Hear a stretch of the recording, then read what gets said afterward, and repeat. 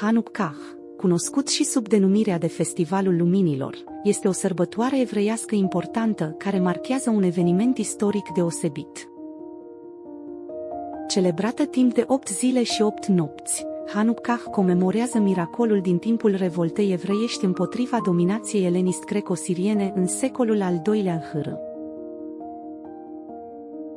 Sărbătoarea are la bază povestea despre modul în care un mic rezervor de unt de lemn, suficient doar pentru o zi, a ars miraculos timp de 8 zile în celula de cult evreiască, Menora, din templul din Ierusalim. Aceasta este o manifestare a puterii divine și a protecției pe care Dumnezeu a oferit-o poporului evreu în vremuri de necaz. Un aspect central al celebrării Hanukkah este aprinderea lumânărilor într-o menora specială, adăugând câte o lumânare în fiecare seară, până când toate cele 8 lumini sunt aprinse.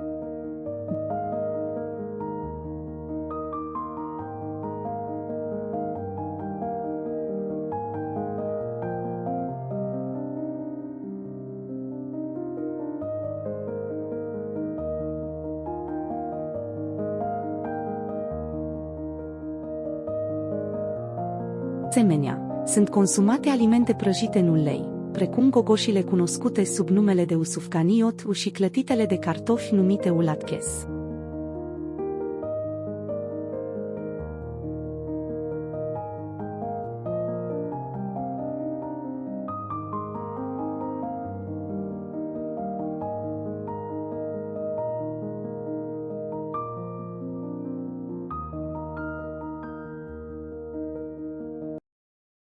Cântările Hanukkah.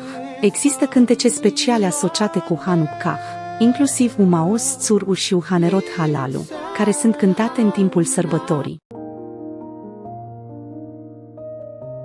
Hanukkah este o ocazie de bucurie, comunitate și recunoștință pentru libertatea religioasă. În timpul acestei sărbători, familiile se adună pentru a se bucura de mâncăruri tradiționale, cântec și jocuri cu jucării numite udreidels. Este, de asemenea, un moment potrivit pentru a reflecta asupra importanței luminii și a libertății în viața fiecărui individ.